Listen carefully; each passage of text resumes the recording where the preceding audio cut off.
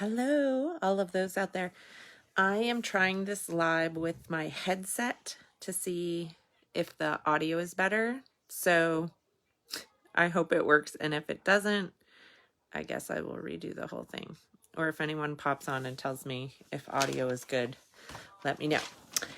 Oh, good. Someone's here. If who is ever watching, can you just quickly let me know how the audio is? Because I'm using my headset, which I normally don't use. So if you could let me know if it's loud or inaudible, that would be fantastic. Awesome. Okay. So I'm super excited because it's chapter 1 of Mindsight.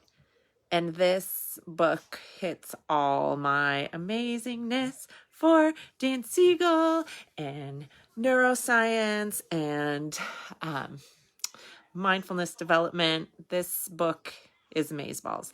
However, I will also forewarn, if you haven't picked it up and you want to read along with me, I don't read the whole chapter to you, but I do my review of it and kind of highlight the stuff as I go by. He is very technical in this book. So if you have a hard time paying attention when he goes through the technical stuff, just forewarning. I mean, for me, I super love it. All right. So chapter 1 is called A Broken Brain, A Lost Soul, which is really sad. He talks about a patient that kind of started him on this whole journey of discovering Mindsight, who had a traumatic brain injury, and it was a mom who had 3 kids. And she ends up recovering, but coming home and kind of being an empty shell of what she was. So it is very sad. So trigger warning to anyone who may have experienced something similar or anything of that nature. Here he's really highlighting neuroplasticity, and he's going into the different parts of the brain. So this patient in particular had a frontal lobe injury. She smacked her head into the steering wheel for not wearing a seatbelt. So that's a shout out to police wearing a seatbelt when she was hit by a drunk driver. So what he's talking about is he first goes into, the hardest part of her family dealing with her injury was that they remember their mom in a very attached and attuned way that could connect with her kids. And when she came back after being in a coma and recovering, she was kind of not able to do that. So she could function very well. Her motor skills were very good. She regained most of her speech patterns just fine. However, because of this damage to the frontal lobe, this affected complex thinking, and frontal lobe also has to do with imaging. In other words, attaching thoughts and feelings to images that we put together in our mind, like when we look at a picture of something or we see something, putting those all together. And the prefrontal cortex, which is also part of that frontal lobe, and you've heard me, if you listen to any of my things, a bazillion times talk about the importance of the prefrontal cortex, especially when we're dealing with kids. This is interesting, said that I had not heard before, always learning something new, that the prefrontal cortex in particular can do things that links the past, present, and future, which makes sense why kids have such a hard time with time, the concept of time, and can somehow have weird memories or linking things from the past to the present and the future. And you can actually think about that. I mean, I thought about that. Oh, wow, that's really interesting when I think about the prefrontal cortex not being fully formed yet and it not forming until your 20s, why time in particular is one of those things that we experience differently. It's really interesting. It also holds images of the mind itself. So the ability that we have to even read or understand this book is because of the prefrontal cortex. mapping out the mind. So he also talks about how he now calls things Mindsight maps. And this is held in the prefrontal cortex area. And there's U maps, which you develop in your prefrontal cortex of kind of behaviors, but it also has to do with empathy for others. And then me maps, which is your own insight to yourself, the qualities that make you you, also your intuition and your moral awareness. And he brought that back to this mom who said she felt like she lost her soul, which is really interesting. The ability to attach your moral judgments is held in that prefrontal cortex, which is so interesting when I think, I won't go on a tangent, but when I think about why I loved studying philosophers, and even animal science philosophers, it just is really interesting that it's all held in this prefrontal cortex. And he also said the last Mindsight map that he mentions is the we maps, the connection between me and you, and how we present those and link those in our own minds.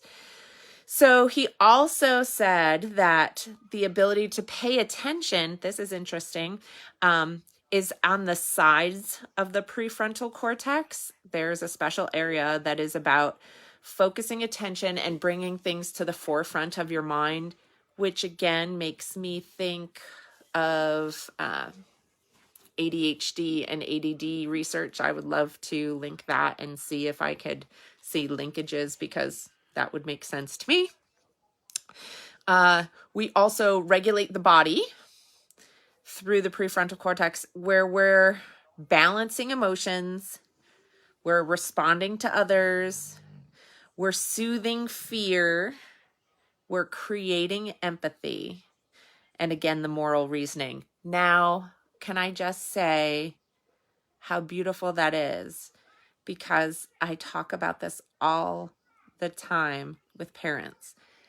You know, why we get so frustrated with kids and how it's really not just about them not listening or not being able to do that, but there's physically their prefrontal cortex is not fully formed. And if you think about that, it is also really interesting when you're talking about things like soothing fear, because when we think of those fears that really come to light and the inability to sleep or to get over the fear and the needing to call out for someone else, we associate that with childhood fears.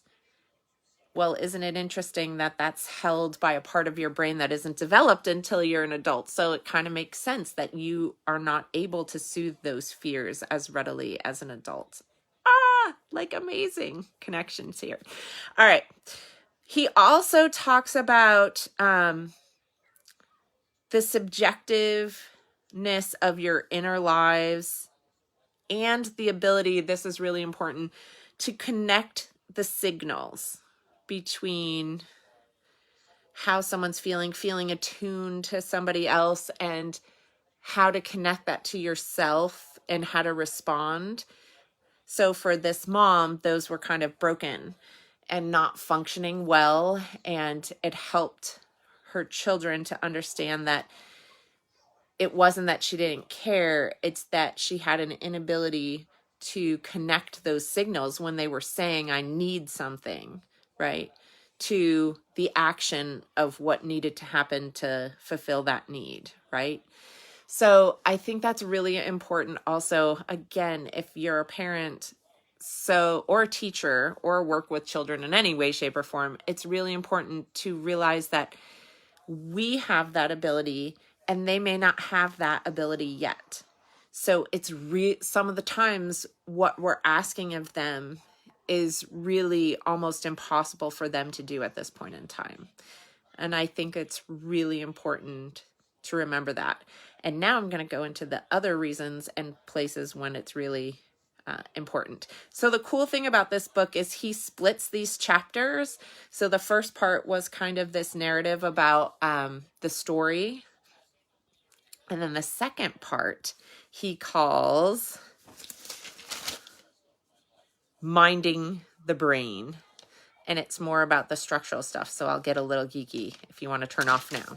Just remember that there is a connection. He calls it the triangle of well-being. I'm sure he goes into this again. He talks about this in some of his other books or any of his other work. So if you're a fan of Dr. Dan Siegel, like I am, you have heard about him talk about this triangle of well-being.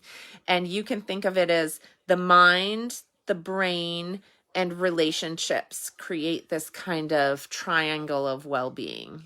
I think it's mind body. I don't think it's mind brain. Mind body relationships. That's what I think it is. Sometimes when you're writing notes and you're so excited, you mess them up. He also says attuning into another, you can feel a palpable awareness. And that is the awareness and that feeling of, quote, feeling felt. And I've talked about this, I think, in Radical Acceptance. So if you've watched those videos, I've talked about how important it is to feel felt by another person. And the prefrontal cortex is kind of a big deal when it comes to this. It is what allows us to make sense of our current situation, right? And Mindsight in particular is the ability to stay present with what's currently happening and then experience the compassion, the grief, and probably the healing that needs to happen. All right. So now I'm going to talk brain for just a little bit. So he spends the next part of this just going through the basics of the brain, I assume, because they're really important to know and they're really fun to know. I've talked about a little bit about these before. I'm getting my hand ready. He uses the hand model to visualize the brain.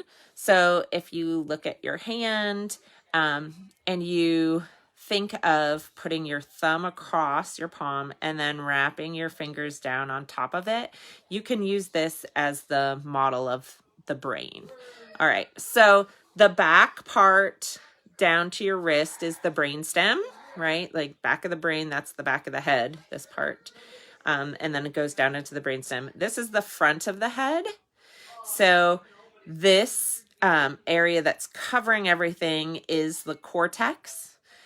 If you lift up the cortex, and actually in the brain, it's not just one side. So if you think of me having two thumbs and one coming from the other side, this middle part is the limbic part of the brain. So those are the three main parts we're going to talk about: the brainstem, the limbic system, and then the cortex that goes over top. So he talks about the importance, and he doesn't spend a lot of time. He just briefly mentions, so I assume we're going to get more into these later because he's big on integration, and that's kind of how we learn to do all of this. And so if you think about it, I'm sorry, my headset does something weird to my hair right there, so it's bugging me. He talks about that vertical integration. So going from the brainstem to the limbic to the cortex is like a vertical integration that needs to happen to function fully. And then he also talks about how we have right and left hemispheres of the brain, and that's like a horizontal integration. He doesn't say much more about it, so I'm going to leave it there because my gut is that he's going to talk more about that later, so I don't want to jump the gun. He talks basically about the brainstem and says, again, the brainstem is what we originally thought of as the reptilian brain. It receives input from the body and it sends back information to the body. It also shapes how the energy flows into the higher forms of your brain, so that's important. It controls states of arousal. In other words, your hunger, right? Like understanding if you're hungry or satiated, your sexual arousal, whether you're satisfied or not, or just turned on, whether you're awake or you're asleep, all of these things are controlled in that brainstem. And it's a rapid response of mobility. And this is the trigger in your FFF response: freeze, flee, or fight. That is your survival mode. And interestingly enough, this was my favorite quote. I actually had to write it out fully. He was talking about your survival mode and how reactivity, which is exactly what the brainstem does. It's a quick response. You're not really thinking about it. It's a quick response into mobility because it shoots something up. Oh, danger. Oh, do these things really quick. The reactivity makes it almost impossible to be open and receptive to others. So the brainstem is kind of like the arbiter of our response, of how we're going to respond. And it also is not a time or a place in your brain where you're connecting to others or understanding and be open to what they have to say to you. So if any of my coaching clients are listening, when your child responds back to you with a very negative, quick response, this is probably this kind of reactivity. They're not open to that connection with you. You cannot process it the same because that part of your brain is overriding everything else into a reactivity. All right. He then says, don't worry, because in Mindsight, we're going to find ways that we can decrease reactivity when it's not necessary. In other words, calm that system down, right? When we're not in a true survival mode, become aware of it and be able to bring that reactivity down so that we can respond in a receptive manner, which is what we all hope. When you feel a drive to action, it's usually the brainstem working now with the step above, which is the limbic system. So if there's a drive to some specific action, he's saying now it's not just the brainstem, now it's usually engaged in the limbic system. So the limbic system is that deep in the brain thumb place, and it drives our emotions. So the main part of that limbic system, right, is to evaluate the situation, whether it's good or bad, and then you react accordingly. So if it's good, you move towards it. If it's bad, you're going to get away from it. And that's like the bare bones of the limbic system. This in the limbic system is also how we form our relationships and become attached to others. So if you've heard me talk about attachment, that happens and is carried out in the limbic system, which makes sense because the limbic system is there from early on. It's not developed over 20 years like the cortex, right? And babies, we know, have to form really secure attachments with their caregivers. It's really important. And so it makes sense that that is being contained in the limbic system and not in the higher brain that is developing. He also talks about how this is less in reptiles and amphibians, right? Like that they don't have the ability to be as attached. So the reptilian brain has a very undeveloped limbic system. The limbic system is more developed in mammals, and that's why you see that mammals can form bonds and attachment to specific people. I will tell you, though, I just read a book where somebody was saying that they formed attachment with anacondas at a particular aquarium. So I'm just saying, I'm not sure how much that has been researched. I'll put a question mark on that just because I've read other books that have said things to the contrary. All right. What else? He also said that in the limbic system is your hypothalamus. And if you don't know, that's your like hormonal base. Big hormones. We're talking about cortisol, which can be amazing to keep you safe, but can also wreak havoc if you're under chronic conditions where cortisol is high. This hypothalamus is like your hormone center, and it really is the control mechanism for that. So it's important that we know that that's in the limbic system. And just again, a nice thing that he says is coming is that Mindsight can create an override to the limbic firing off, which is really important for those who have high cortisol levels due to chronic stress or conditions that are causing high cortisol that are detrimental to us being able to function better. So Mindsight, he says, will create an override, but he doesn't tell us what that is yet. We'll have to find out.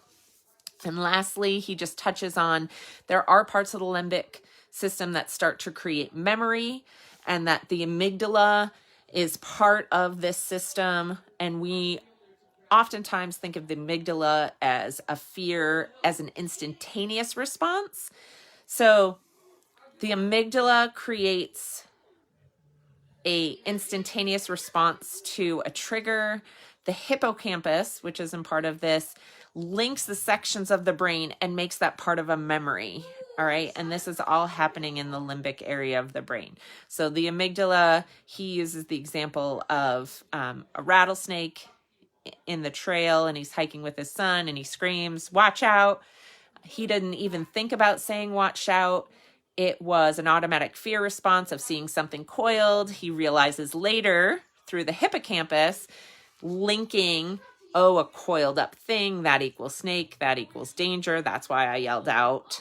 And it allowed him to kind of create a foundational memory. So the ability of us to form like autobiographical memories is controlled in the hippocampus. And that's the last part of the limbic system that he talks about. All right, we're almost done.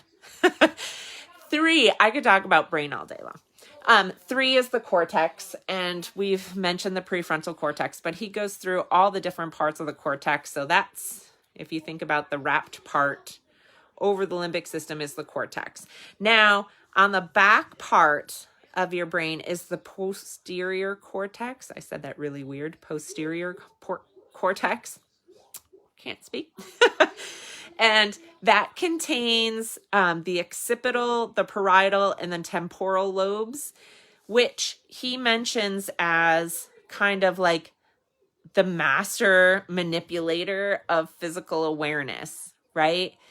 That all of those lobes have different functions that allow us to do things like use tools, like swing a hammer or a golf club, or use equipment like drive a car in relation to our own physical space. Those are all held in the posterior cortex. Then in the front, you have your frontal lobe, which is like from the fingertips to the second knuckle, right? Fingertips to the second knuckle, which is really hard to show you when I'm using one hand and one hand to steady my phone.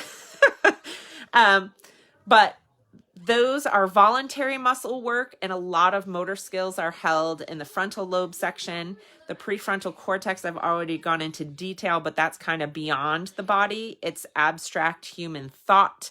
The prefrontal cortex is unique to humans, and this is the place where you have the ability to think about concepts such as time, self, moral judgments, and create those Mindsight maps that he talked about earlier.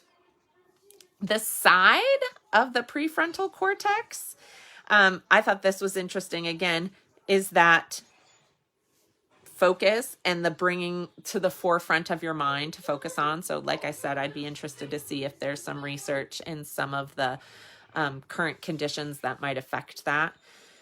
And then he talks about, that was the side of the prefrontal cortex. The middle region, again, the prefrontal cortex would be these middle fingers on the bottom, right? And he's saying why those are so important, if you think about these two middle fingers, is they touch the limbic system and they touch the palm, which goes to the brain stem, and they touch the sides too. So they kind of touch every part of the brain, which makes them like a central part and very important in those integration and linkages. I'm just going to see if he says, so he then says prefrontal cortex, the middle region of the prefrontal is the regulatory functions, which means all your bodily processes. It oversees the brainstem activity, enabling pause before you act. I'm going to say that again, especially for anybody who has issues with being able to control. Oh my gosh, I'm forgetting the words. Where's my brain? With kids, we say impulsiveness. That's the word. Being able to pause before you act is actually a function of that middle portion of your prefrontal cortex. So again, to me, that would make sense that children cannot control that very readily, because if that is indeed controlled by the middle part of the prefrontal cortex, we know that's not fully functional yet. So it might just be the rate or the places in which it's developing, I would imagine, would be individualized. And so maybe there's certain portions that are really developing slower than others. And that could lead to a lot of frustration in all of those things. Okay. So enabling pause before we act, insight, empathy, which I know is a big concern for parents because we get upset if our kids are not showing empathy right away. And this is why it's really important for parents to model empathy, because they don't have it fully formed yet. So it's really important that you be able to model that first and develop that so that they can see it and understand it as they learn and develop their own.